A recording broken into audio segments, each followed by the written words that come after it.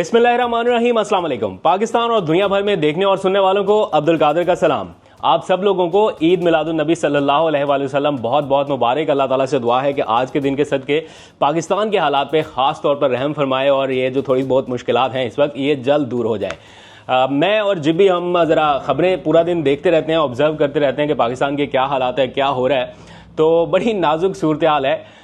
मौलाना की काफ़ी तारीफ़ें हो रही हैं और होनी भी चाहिए। जिस तरह से उन्होंने 2 दिन से, बल्कि कुछ टाइम से स्टैंड लिया है और ख़ास तौर पे आखिरी 2 दिन से 24 घंटे में जो उनका किरदार रहा, इसके ऊपर उनकी बड़ी तारीफ़ें हो रही है। मैं देख रहा सोशल मीडिया के ऊपर मुख्तलिफ तराने उनके लिए चल रहे हैं। सबका दिल और सबकी जान, मौलाना फजलुर रहमान, सूए वादिये महरान, मौलाना फजलुर रहमान और सब पर लुटाए अपनी जान, समथिंग लाइक दैट। वो बड़ी ज़बरदस्त चल रही हैं चीज़ें और फिर सोशल मीडिया के ऊपर उनको काफ़ी प्रेज़ किया जा रहा है। असल इस टाइम जो सिचुएशन है, ये तो चलो एक अलग मामला हो गया, लेकिन ये जो आइनी तरमीम वाला मामला है ना, ये पहले से ज़्यादा ख़राब और पहले से ज़्यादा पेचीदा इसलिए हो गया क्योंकि चाहते ना चाहते हुकूमत को आइनी तरमीम का मुसव्वदा देना पड़ा, फराहम करना पड़ा और वो लीक आउट हो गया। इस टाइम ऐसा ना जैसे पर्चा लीक आउट हो जाए तो सबके पास पहुंच गया, सबने देख लिया कौन कौन सी तरमीम, क्या क्या प्लान है। तो वो जो खुफिया प्लान था जिसको कुछ हुकूमती वुज़रा अपनी हिकमत अमली बता रहे थे, वो सारी हिकमत अमली अयां हो चुकी। जो पूरी कोशिश थी कि किसी को पता चले बिना आखिरी लम्हात में छुट्टी के रोज़ ये तरमीम मंजूर कराई जाए, वो सारा प्लान नाकाम हो गया। आगे चल के क्या होगा मैं मालूम नहीं, क्योंकि मौलाना के घर पे अभी भी मुलाकातें जारी हैं। बिलावल भुट्टो फिर पहुंचे थे अभी थोड़ी देर पहले मौलाना से मुलाकात के लिए और शायद वो सोच रहे हैं कि हम अपनी कोई तरमीम लेके आएँ जिसमें मौलाना हमारा साथ दें। अगर मौलाना नून लीग का साथ उस तरह से नहीं दे पा रहे तो चलो हमारा साथ दे, तरमीम हम लेके आते हैं अपने नाम से। तो ये सारी वो कहते हैं नई पैकिंग के तौर पे सारा कुछ हो रहा है, पुरानी शराब नई पैकिंग में। लेकिन ऐसा होगा नहीं होगा ये अलग बात है, क्योंकि मौलाना इस टाइम कह रहे हैं कि उनका कोई उसूली स्टैंड है।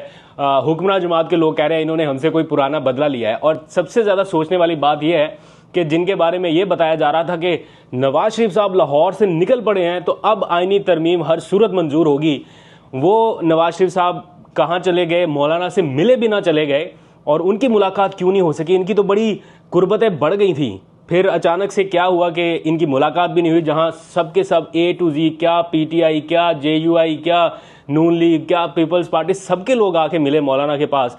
तो ये नवाज शरीफ साहब क्यों नहीं मिल सके, तो ये अपने आप में एक अलग स्टोरी है।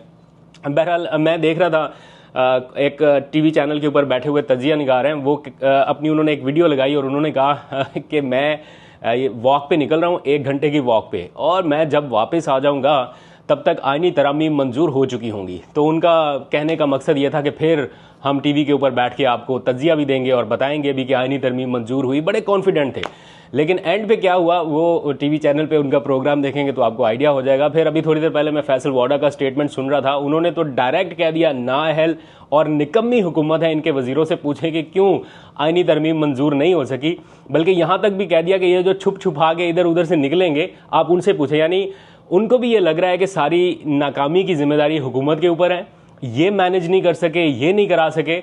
और वो उनको ये भी लग रहा है कि अब इनके लोग जो हैं ये छुप छुपा के या इधर उधर मुंह करते हुए निकलेंगे पार्लियामान से। तो वो सहाफ़ियों को बता रहे थे कि आप इनसे ज़रा पूछिएगा कि क्या हुआ। एक्चुअली अब मामला इसलिए भी ज़्यादा दिलचस्प हो गया कि पर्चा तो लीक आउट हो गया, तरामीम सामने आ गई और सुप्रीम कोर्ट के हवाले से ख़ास तौर पर जिस किस्म की तरामीम की जा रही हैं, और ये मामला वापस सुप्रीम कोर्ट में ही चैलेंज कर दिया गया है। यानी सुप्रीम कोर्ट ऑफ पाकिस्तान से कहा जा रहा है कि जनाब ये आपकी आज़ादी को लपेटने की तैयारी हो रही है इस तरमीम के ज़रिए। यानी सेंट पैकिंग है एक तरह से जुडिशल सिस्टम की, तो आप इसके ऊपर नोटिस लीजिए। अब अगर तो काजी फायज़ ईसा साहब ये समझते हैं कि ये तरामीम जो है वो जुडिशरी की आज़ादी के ख़िलाफ़ हैं तो उन्हें नोटिस लेना चाहिए। ऑब्वियसली इस टाइम वो चीफ जस्टिस पाकिस्तान है, लेकिन क्या नोटिस होगा या नहीं होगा, कोई एक्शन होगा, ये आपके ऊपर छोड़े जा रहे हैं। इन तरामीम के तहत सुप्रीम कोर्ट मज़ीद सुप्रीम नहीं रह सकती, यानी उसके ऊपर वफाकी अदालत आ जाएगी और उसके जजेस किस तरह से अपॉइंट होंगे, कौन उनको अपॉइंट कर सकता है। यानी ऐसा लग रहा है कि वफाकी हुकूमत अपना मुकम्मल कंट्रोल जो है वो रखने जा रही है जुडिशरी के ऊपर और प्लस इलेक्शन कमीशन के ऊपर और प्लस बाकी सारे मामलात के ऊपर। को इजहार आज़ादी राय का मामला हो या जो भी, मैं आपको एक एक करके ज़रा 3-4 जो मेन तरामीम है उनके बारे में डिटेल्स बताता हूँ। फैसला आप लोग खुद कर लीजिएगा कि 12 दिन में मज़ीद क्या हो सकता है, मौलाना के मज़ीद कितने गोडे गिट्टे पकड़े जाएंगे। लेट्स सी देखते हैं। लेकिन साथ ही साथ दो तीन चीजें और भी हो सकती हैं। एक तो इलेक्शन कमीशन ने मौलाना फजलुर रहमान को नोटिस भिजवा दिया है इंट्रा पार्टी इलेक्शन का कि जनाब आपकी पार्टी के इंट्रा पार्टी इलेक्शन जो है वो भी ठीक नहीं हुए। तो मौलाना को अगर इस तरह से काबू करने की कोशिश की जाए या इस तरह से उनको, तो मेरा ख्याल है मौलाना नहीं मानने वाले, फिर रेजिस्टेंस शायद और होगी। और इसके साथ अब पॉसिबिलिटीज़ क्या है, या तो पीटीआई की कुछ 4-5 नशिस्तें और रिकाउंटिंग में इधर उधर की जाएं, किसी को नोटिस जारी किया जाए और वो नशिस्तें उठा के हुक्मरान जमात को दी जाएं, या फिर और कोई स्ट्रेटजी सोचनी पड़ेगी। इसके ऊपर भी बताऊंगा, लेकिन जल्दी से आते हैं इन तरामीम के ऊपर जिसकी वजह से काफी शोर मचा है। फिर आप लोग फैसला कीजिएगा कि क्या है। ये तो सिर्फ 3-4 मैं आपको बताने लगा हूं टाइम की कमी की वजह से, वरना तो ड्राफ्ट पूरा भरा पड़ा है। ऐसी दर्जनों तरामीम है जो आने लगी हैं जिसकी हर तरमीम का जो अल्टीमेट बेनिफिशरी है वो हुकूमती इत्तेहाद होगा और उसका हर सूरत में नुकसान जो है या जुडिशरी को या पीटीआई को या अपोजिशन को होने वाला है। तो आर्टिकल 17 की अगर बात करें तो उसमें अभी तक तो इख्तियार सुप्रीम कोर्ट के पास था ना, अगर किसी जमात को उसके ऊपर बैन लगाना है या पाबंदी लगानी है, इसीलिए ये हुकूमत कर नहीं सकी थी। अब उसमें तरमीम कर दी गई है, सुप्रीम कोर्ट की बजाय फेडरल कोर्ट जो है वो ऐड कर दिया गया है। यानी अगर किसी जमात पे पाबंदी लगानी है तो वो सुप्रीम कोर्ट से भी ऊपर फेडरल कोर्ट जो है वो कर सकेगी। तो फेडरल कोर्ट में आ जाएंगे काजी फायज ईसा साहब इस तरमीम की मंजूरी की सूरत में, तो दैट मीन्स के सारा इख्तियार जो है वो सुप्रीम कोर्ट से निकल के फेडरल के पास चला जाएगा, यानी फेडरल कोर्ट्स के पास या जिनके अपॉइंटी या जो कुछ भी है वो किसके पास है मैं आपको बता चुका हूं। तो ये सारा कंट्रोल एट द एंड किधर जाएगा, आप बढ़िया, अगर ये अभी नाफजुल अमल होता तो पीटीआई के ऊपर अभी तक पाबंदी लग चुकी होती, क्योंकि ये मामला सुप्रीम कोर्ट के पास था। सुप्रीम कोर्ट के 8 जजेस ने ये कह दिया कि पीटीआई पार्टी थी सियासी और पार्टी रहेगी या पार्टी है, तो उस सूरत में हुकूमत कुछ कर नहीं सकी। तो अब उसका तोड़ जो है वो इख्तियार ही सुप्रीम कोर्ट से ले लिया गया। आगे चलिए, आर्टिकल 63A यानी फ्लोर क्रॉसिंग जो है उसको लीगल कर दिया जाए कि अगर कोई वोट जो है दूसरी पार्टी का तोड़ के इसको डलवाना है तो उसका जो है वो डी सीट ना हो कोई भी मेंबर। तो इसका फायदा किसको होगा? ऑब्वियसली हुक्मरान इत्तेहाद को होगा, क्योंकि इन हालात में या इस माहौल में ऐसा तो कभी नहीं हो सकता कि हुक्मरान इत्तेहाद का बंदा पीटीआई के साथ जाके वोटिंग करे। तो ऑब्वियसली बंदा किसका टूटेगा? ऑपोजिशन का टूटेगा। तो इसलिए ये फ्लोर क्रॉसिंग को जो है वो लीगल किया जा रहा है।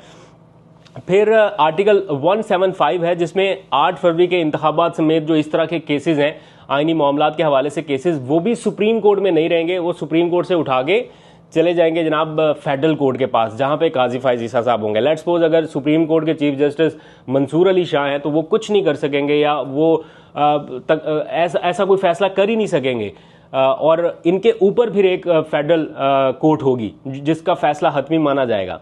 और फेडरल कोर्ट जो है वो सुप्रीम कोर्ट का फैसला मानने की पाबंद नहीं होगी, सुप्रीम कोर्ट जो है वो पाबंद बना दी जाएगी ऊपर की कोर्ट के फैसले मानने का। तो कहने को तो ये सुप्रीम कोर्ट है लेकिन ये सुप्रीम रहेगी नहीं, इस तरह की तरामीम है। फिर आर्टिकल 215 है जिसमें चीफ इलेक्शन कमिश्नर हो या इस तरह के जो आईनी ओहदे हैं उन पर काम करने वाले लोग हैं, उनका जब तक मुतबादल नहीं आ जाता, अपॉइंट नहीं हो जाता, तब तक वो अपने ओहदे पर काम जारी रखें। यानी इस तरमीम के तहत जो मौजूदा चीफ इलेक्शन कमिश्नर हैं जो कि जनवरी में रिटायर होने वाले हैं, जनवरी 2025 में 24 जनवरी गालबन, वो रिटायर हो भी जाएं तो वो अपने ओहदे पर वो और उनके तमाम मेंबरान काम जारी रख सकते हैं जब तक कि हुकूमत उनका मुतबादल अपॉइंट नहीं कर देती।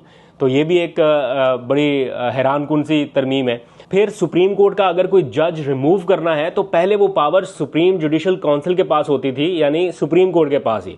अब ये पावर भी उठा के सदर पाकिस्तान को दी जा रही है, यानी सदर साहब अगर चाहें तो किसी भी जज को रिमूव कर सकते हैं। जो जुडिशल कमीशन की पावर थी वो भी ख़त्म की जा रही है। फिर इसमें जबरी गुमशुदगियों का मामला हो या मिलिट्री ट्रायल का मामला हो या और बहुत सारी तरामीम ऐसी हैं जो कि फ़िलहाल आइनी मामलात के हवाले से मुताबिकत नहीं रखती। तो इसके ऊपर बार काउंसिल्स के एलामिये आ रहे हैं, वकला के एलामिये आ रहे हैं, वकला तहरीक शुरू करने का इंदिया दिया जा रहा है। बहुत सारी चीज़ें ऐसी हो रही हैं जो मामलात को गंभीर बना सकती हैं, मज़ीद क्रूशल कर सकती हैं। तो इसलिए मौलाना जो टाइम ले रहे हैं वो बेहतर तरीके से ले रहे हैं, क्योंकि ऐसा ना हो कि आज उनके 8 वोटों के बाद पाकिस्तान के ये जो जुडिशल सिस्टम के मामलात हैं या वैसे ओवरऑल सिचुएशन है ये इतनी वर्स्ट हो जाए कि वो सारी ज़िंदगी आगे सफाइयाँ देते रहें सियासी मामलात के हवाले से कि ये आइनी तरमीम का पूरा बोझ मौलाना फजलुर रहमान के कंधे पे आ जाए कि जनाब ये इनकी वजह से हुआ। और फिर अब 2 चीज़ें और हैं ख़ासतौर पर इमरान खान के हवाले से। वो तो उन्होंने अपनी पीटीआई को अलर्ट रहने की कॉल दे रखी है। 21 सितंबर करीब ही अब पीटीआई 21 सितंबर को जलसा करने जा रही है, प्रॉपर मतलब एक बड़ा जलसा लाहौर में, उसके लिए एनओसी का मामला अभी चल रहा है। ये कहा गया है कि एनओसी मिले ना मिले आप जलसा करें। इमरान खान चाहते हैं कि वो मैसेज जो है वो कन्वे करें अवाम के ज़रिए कि जनाब आपने पीछे नहीं हटना, और इस अहम मौके पर जब क्रॉस रोड पे है मामला तो आपने स्टैंड लेना है। और फिर अभी मैं देख रहा था उनका एक और इंटरव्यू जो है वो भी आ चुका है, अगर आप देखना चाहें तो आपको मिल जाएगा कहीं ना कहीं। उसमें मैंने आपको बताया था कि ये सीरीज़ ऑफ इंटरव्यूज़ आते रहेंगे, तो एक इंटरव्यू का जवाब पहले एक इंटरव्यू से आया, अब दूसरा आ गया है। तो क्यों इमरान खान ऑक्सफोर्ड यूनिवर्सिटी के चांसलर बन सकते हैं, और उसमें क्या क्या चीज़ें लिखी गई हैं, कैसे उन्होंने इमरान खान का मैसेज कन्वे किया है कि अगर वो चांसलर मुंतखब होते हैं तो वो इजहार आज़ादी राय का जो मामला है उसके एडवोकेट बनेंगे पूरी दुनिया के लिए, यानी इजहार राय की आज़ादी को वो एक तरह से एक्सप्रेस करने के लिए मामला को आगे उठाएंगे, जो इस टाइम थोड़ा सा माहौल मुश्किल हुआ है। तो लेट्स सी क्या होता है, आपको अपडेट करते रहेंगे। पाकिस्तान के मामलों पर नजर रखिए। अभी तक के लिए इतना, अपना बहुत सा ख्याल रखिए। अल्लाह हाफिज़।